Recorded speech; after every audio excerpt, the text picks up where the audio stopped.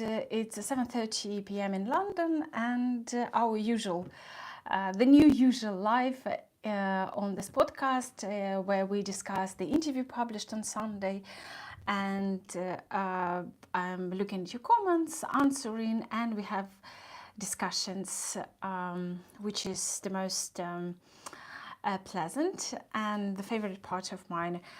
But if you watched my Thursday live, and there was all expectations from the Munich conference, which finished yesterday, and it was shocking for political leaders, and it made Europeans cry. Basically, the head of the conference, oh, hello, Traumflug, hey. Basically, it was shocking because many, and especially Ukrainians, expected for the US to introduce some ways the aspects of future peace deal, but America doesn't have it yet, or they have it but they didn't disclose. And J.D. Vance shocked everyone. He doesn't see that Russia is the threat.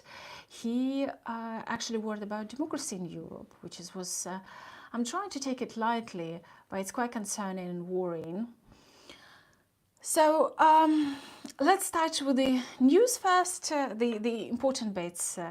I tried to mix tears with pride, but it's all basically based on war and laws, so I don't know how we try to navigate through it light-hearted, or at least without tears during today's live.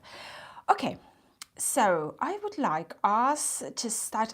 Just a quick reminder, yesterday I posted the interview with Jonathan Fink from Silicon Curtain.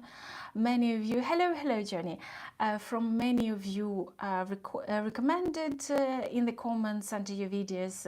So we connected with Jonathan, he suggested, I agreed, and we had this discussion. So we will come back to your comments and your lovely support, but let's go back to Munich and the tears in Munich. I suspect you all seen the video.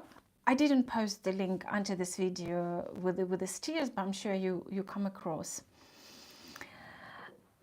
And yes, Traumflug, very interesting, Nick, says Johnny, and tell us why you have this.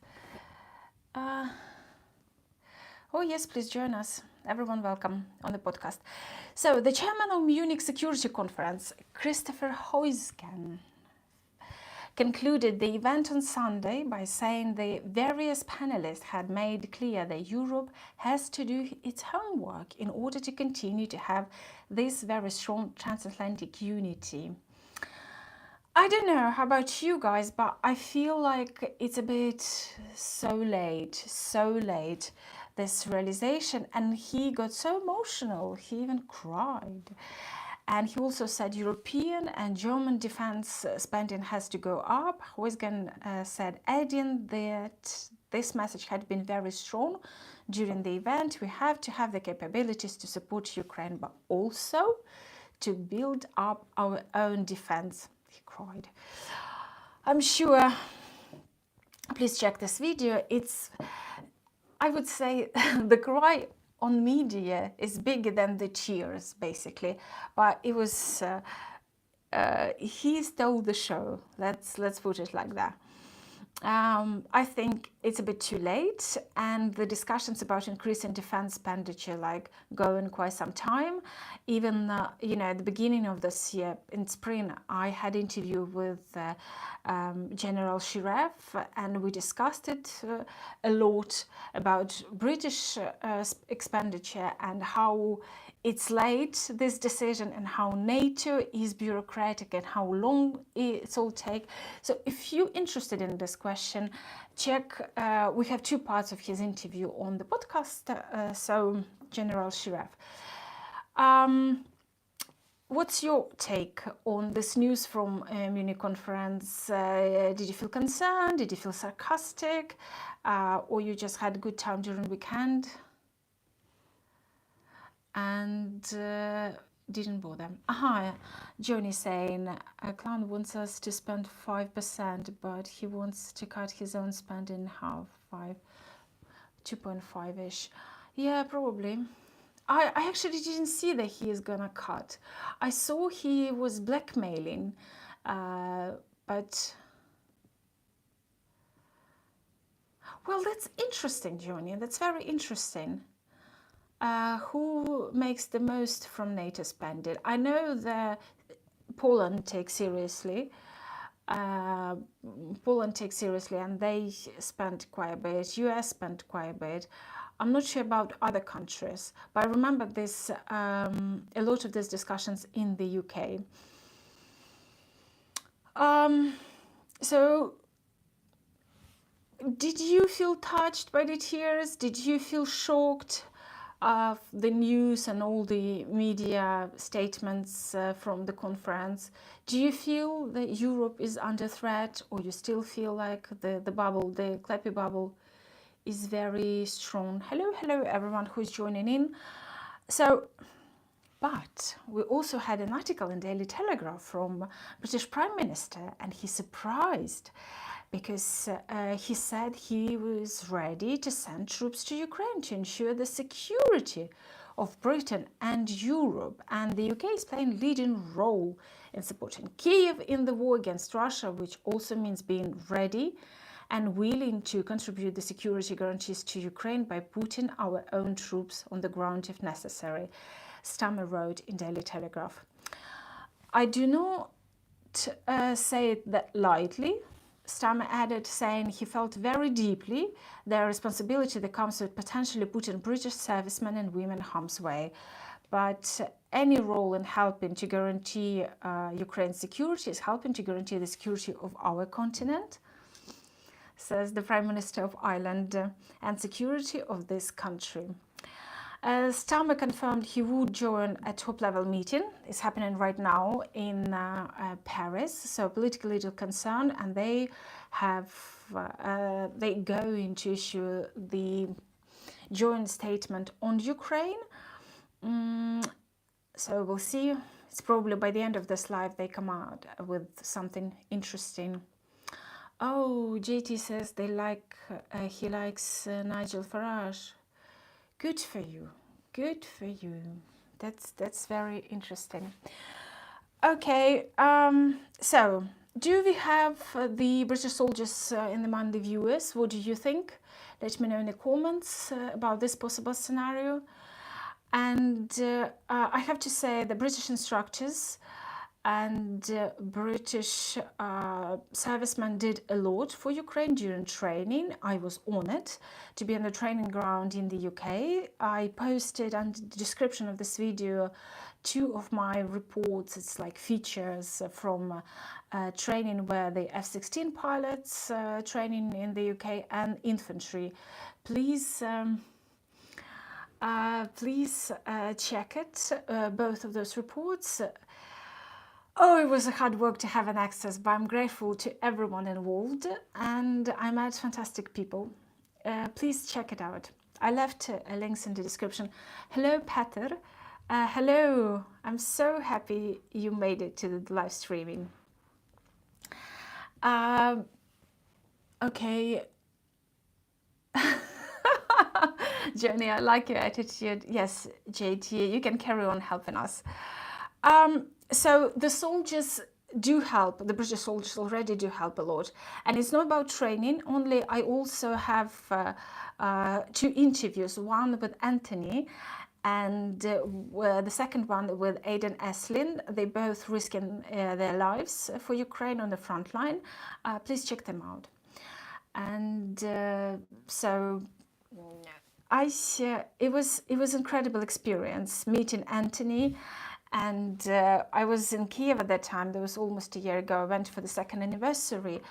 And for you to understand, I met him first time. I probably had like half an hour before we started recording the interview. And he was driven from the front line overnight. I think it was a Friday we recorded the interview. So the way how he was in the trenches, in his uniform, it's not, you can't see it on the video, but it's basically dusty, all of that, and he's pumped with coffee. He didn't sleep like for a month. So there was kind of extraordinary experience. And so there was quite surreal conversation, but he's very, very nice and very handsome young guy, and I wish him all luck, and I hope we sort of text him from time to time, but you can understand how sort of the communication going on the front line. So I'm very I feel relieved when I get a reply from him. So he's alive, he's all right. And if you haven't checked the interview, I just let you know he has a little daughter, and she's growing. She's lovely. We didn't obviously show her, but there's something sweet and very touching. Okay, so GT let us all know he's not a big fan of Starmer personally. Well, if you are a big fan of Nigel Farage, who would expect you to love Keir Starmer? Please let me know, what do you think is a right and is a good decision to send British troops to Ukraine? And also Swedish mentioned they might be on the ground as well. So if you're from those countries, from the UK and Sweden, let me know what you think about it. And I can't say that I was watching every stream on Munich conference. No, I wasn't. But I've seen the clips of those viral videos, and it make me a bit more optimistic and lighter that President Zelensky was joking about Putin being afraid of Trump. And so I like when his mood is the way it keeps me kind of more inspired. Jenny saying, Jenny, say hi to Fuzzy. Hi Fuzzy, if you come across him. He's British soldier fighting in Ukraine. Oh, and Rick the Ukrainian, Johnny Pearson, are they Australian? Is it Australian YouTube channels? I'll check him. Do you know where he's fighting? If he's International Legion, we can ask our friend Vlad to help us with that. Fuzzy. Interesting. I'll check. Thank you, Johnny.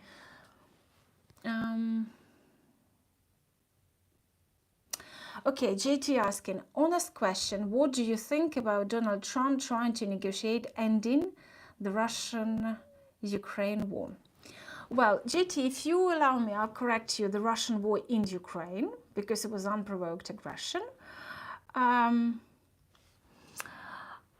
Okay, so what I think about Donald Trump. Donald Trump gave lots of political promises during his election campaign. So I think we have to be honest. Everything what we get promised during the election campaign has very little with reality, is first thing. He was sort of playing the cards like ending the war. Of course, we want all people want sort of, I mean, maybe Putin doesn't, but we all want to end of the war, but it's very complicated matter. And I wish he had a plan. He has charisma, he's bold, he's rude, he's as sort of the same type, sort of lack of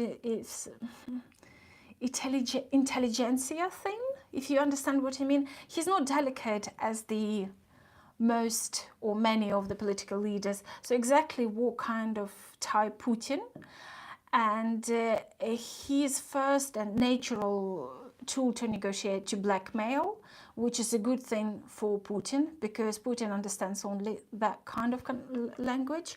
So if he has a plan and if he takes Ukraine in the best interest, then good luck to him. But if he plays Putin puppet, and recently he was playing this role of Putin spokesman. Putin wants this, Putin doesn't want that, he wants this piece and that piece and everything. I think he's just overtook the responsibilities of Peskov and speaking for Putin, which doesn't really make me really happy. But let's see. You see, it's all kind of game and everyone is trying to touch and identify. It's a very sensitive and delicate process. And as a journalist, I know that many things that sort of planted or seeded in media is not necessarily reflecting the reality.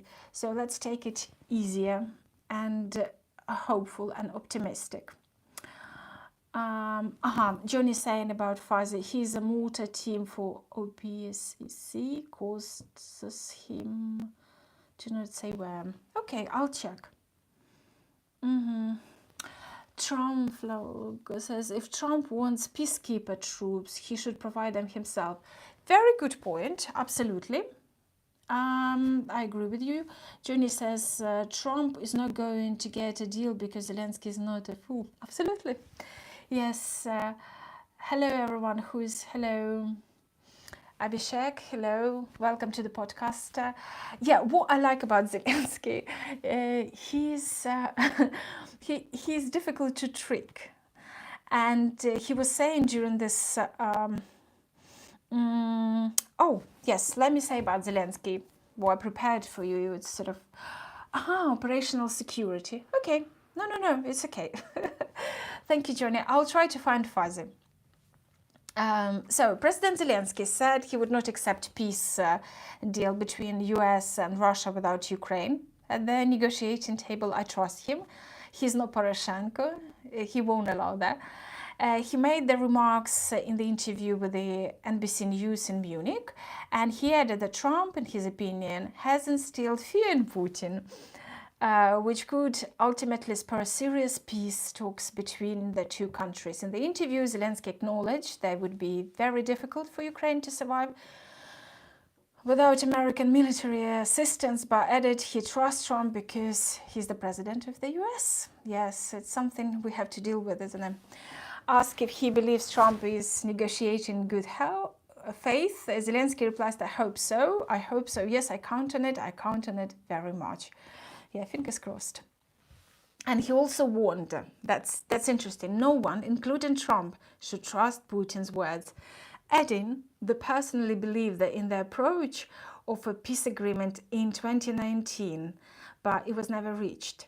And Zelensky noted that legally Ukraine will never be able to recognize the territory occupied by Russia, but in the future the state will seek a good diplomatic way to compensate for territorial losses, and people are the most important thing today. I remember Zelensky during his election campaign, or was it when he just became president? And he was repeating it quite often, like, stop shooting. All you need to do is just stop shooting. And he was determined, like, to resolve the war situation in the east of Ukraine. And he himself realized it's not that easy. And it's more complicated, and especially with such... I'm trying to choose the word, basically such side as Russia. They never say true, and they're difficult to and they have to it's going to be difficult. But also I have to remind that it's sort of these days, a few days ago, there was 10 years since the Minsk agreement, and I hope something what Trump's team preparing is not even close to what Minsk, because it never worked. Johnny is saying, also Zelensky is not a king, nor a dictator. They rather have to agree on any deals. Absolutely. Absolutely. Ukrainians, they have big discussions. They will let know what they think, and it's not going to be easy. Yakona23 saying, thanks Jenny, keep going. I appreciate you very much. As for these negotiations, they were never going to result in anything useful. Must be going until the Moscow economy crumbles. No ceasefire. Yeah, absolutely. I absolutely agree with you.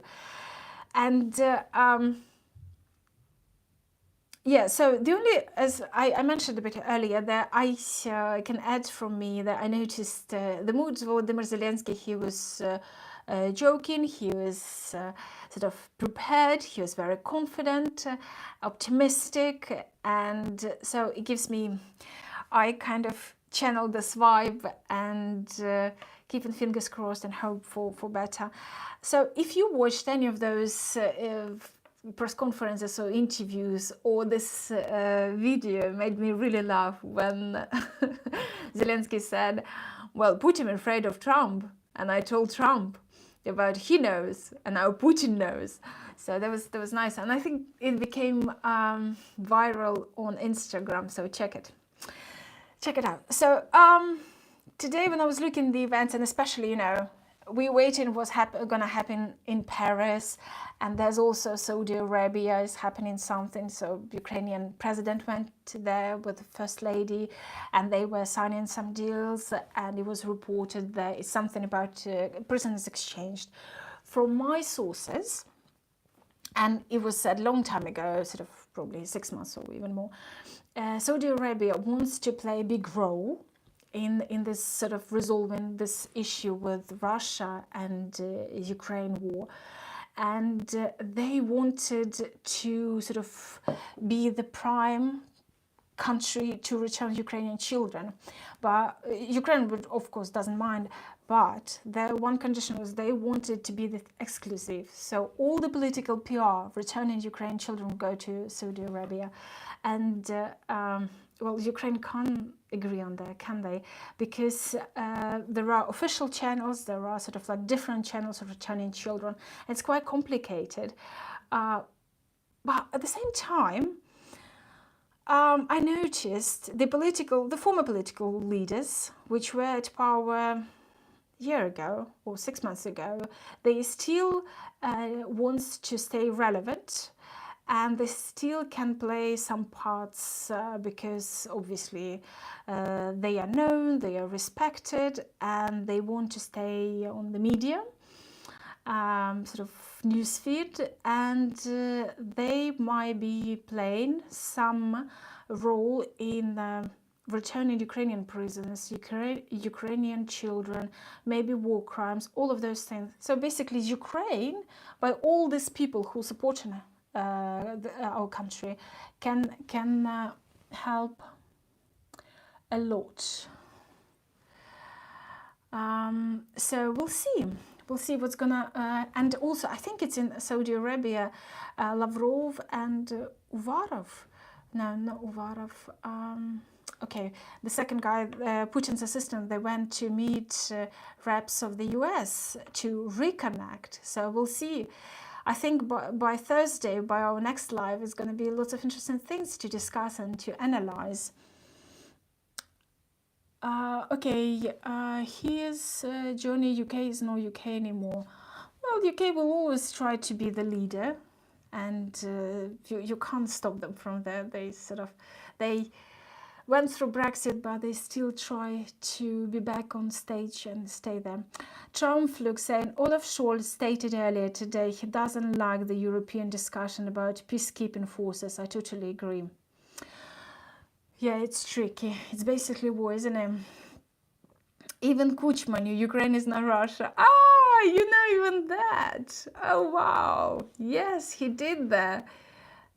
Trump needs to learn that too. Well, I have to say, this full-scale invasion put Ukraine on the world map, and many people, they started discovering Ukraine. And by the way, this interview, which was published yesterday with Jonathan Fink, the founder and presenter of Silicon Curtain, he was familiar with Russia quite some time, since the 90s, and he also said that sort of like he started discovering Ukraine and seeing that it's not the same. No, it's not. We're very different people, so to say. So today I wanted, before we go into comments and yesterday's interview, I wanted to share with you the moment of pride. I suspect have you watched BAFTA ceremony yesterday? Have you sort of looked at the dresses and outfits of the stars? I didn't, but I should. It's not about dresses. Apparently, the British short film,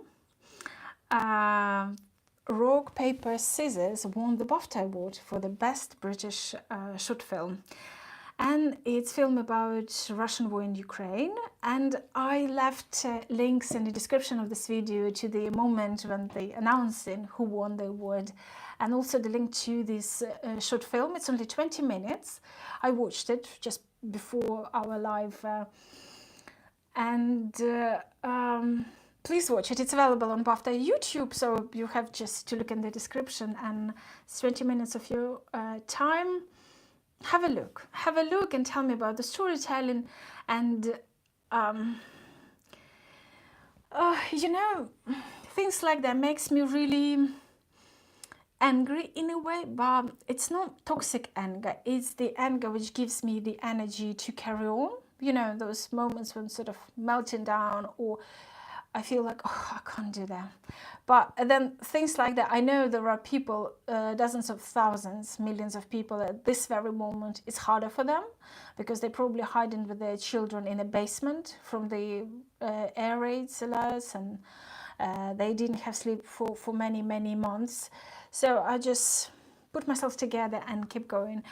And it is good film. Watch it. And let me know what you think. We might come back to it in discussions, maybe even on Thursday, I don't know. See how it goes.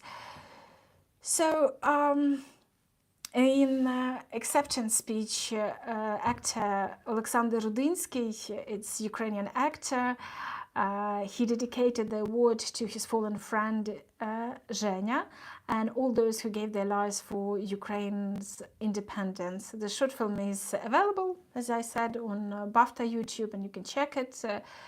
I'm very proud, but it's very painful pride. I'm happy. I was sort of preparing for our life, thinking I would rather not have this moment of pride and not mentioning Ukraine, as long as we didn't have the war. But it's not moment of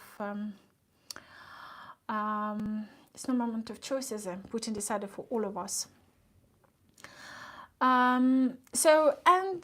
Quickly we will mention, yesterday was the interview with Jonathan Fink from the Silicon Curtain. I know many of you watched, and I understand sort of like we share the audience, we share the viewers, because we basically on the same kind of niche of the content. And we discussed his experience with Russia and his discoveries of Ukraine.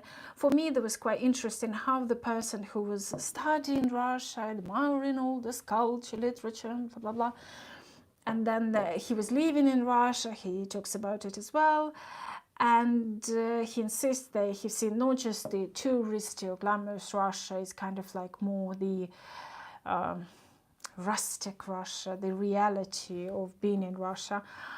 And now he's sort of like looking, what is it, Ukraine? And well, I'm grateful to him for all his support to Ukraine, for all this platform. And also it was interesting, the British perspective on the war, on everything what Russia does, and how it makes people feel, think, here in the UK, where I live for many years. So let's have a look at the comments under the video. So Claire from Ukraine said, great supporter, fan of Jonathan Fink. He's so interesting. Thank you both for combining to help spread information about Ukraine. You're very welcome, Claire. Always, always welcome. Traumflug, I've got your comment here as well. You're saying, wonderful interview. Thank you very much. Traumflug, thank you very much for all your kind comments, support, and that you find in time to watch it, to discuss, to think, to suggest something. I really, really appreciate it. Dominique saying, thank you so much for another interesting interview. Jenny, Dominique, thank you for your kindness. Martha saying, thank you so much for this interview with Jonathan. I have been also watching the interviews he had made on his channel. Yes, he does. I think today he posted the interview with General Hodges, one of my favorite guests and one of the people I admire so, so much. Great supporter of Ukraine, amazing, amazing person. And yes, so Martha still learned so much new. Thank you and keep up good work. Slava Ukraini. Героям слава, Марта. Героям слава. Savage 7024 saying hello from New Zealand. Lots of love to New Zealand. Thank you for your comment. Okay. Mr. Zimpopal saying, congratulations, Jenny. Now you're part of the best group of YouTube highlighting what is happening in Ukraine. Thank you very much. I'm very honored. Jonathan Fink is quite a central figure in his group. I'm glad you had this interesting conversation. Good work, and I'm waiting to see who will be next. Slava Ukraini. Heroям Slava. Answering on your question, Mr. Zimpopal, I say that at the moment in the production, somebody who is on the very much front line, I can't even discuss how much front line, and somebody who already inspired the filmmakers, and it's very extraordinary person and character, and it's shockingly interesting. It's kind of person I was talking to, and we were recording the video in the middle of the night, and I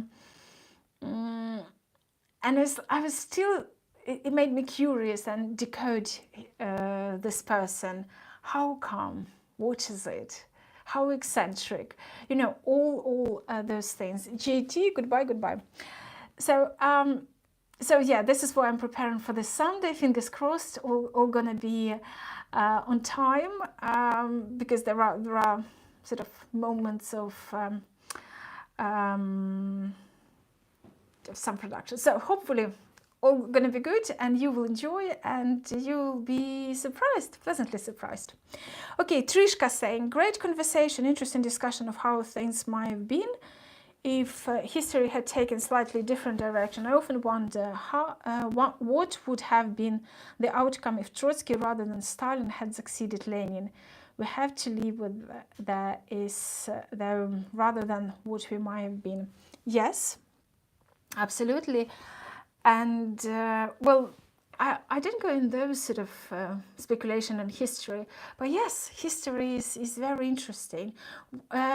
Sometimes I ask myself, what would happen if Hillary Clinton won the elections, or if Biden won the elections and Trump did it. So that kind of thing. But Stalin, I don't know. I don't think they any better. But I have to say, Trotsky is coming from central Ukraine. He's ethnical Jew, but he's sort of coming from central Ukraine. Is quite close to where I came from. And when I watch documentary or some books about him, I think, how curious. The boy from this background, and he climbed up so far, so high. Well, not very happy end of his life anyway.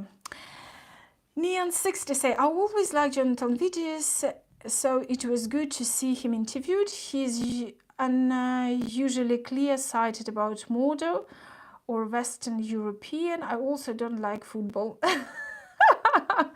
Yes, we discussed my experience with David James in 2012 when I was working for BBC Sport, and he wanted to go to the History Museum, and I translated the excursion, so the tour guide for him, and there was some sort of like moment of enlightenment happened to me during that moment. So I'm not gonna spoil it for you. If you haven't watched this interview, please do watch it.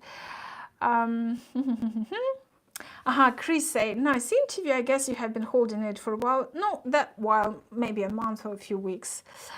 Since it seemed recorded before his trip. Yes, it was, because before his trip to Ukraine, and someday YouTube Ukrainian bloggers should schedule a victory tour to Ukraine after the war. Hopefully it won't be too far in the future. Oh, Chris, thank you for your optimistic approach. Yes.